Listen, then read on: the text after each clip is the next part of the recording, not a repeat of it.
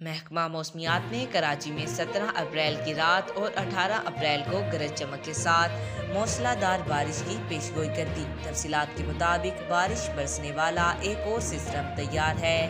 آج رات سے پاکستان کے مغربی علاقوں میں اثر انداز ہوگا، جس کے باعث بلوچستان اور خیبر پختونخوا میں ایک بار پھر طوفانی بارشیں ہوں گی۔ کراچی میں بھی شدید بارش کا امکان ظاہر کیا جا رہا ہے۔ شہر قائد کراچی میں 17 اپریل کی رات اور 18 اپریل کو گرج چمک کے ساتھ درمیانی شدت اور کہیں کہیں موسلا دھار بارش ہو سکتی ہے۔ محکمہ موسمیات کے مطابق نیا سلسلہ 17 اپریل کو بلوچستان کے بیشتر اضلاع میں پھیل جائے گا اور 18 اپریل کو مغربی ہوائیں بلائی علاقوں میں پہنچ جائیں گی۔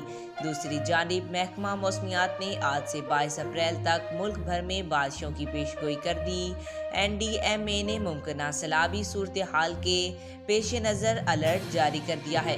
پہاڑی علاقوں میں برف باری، لینڈ سلائیڈنگ اور بلوچستان کی ندی نالوں میں طاغیانی کا خدشہ ہے اور دریائے کابل، سوات اور پنجگوڑہ میں سیلاب کا امکان ہے۔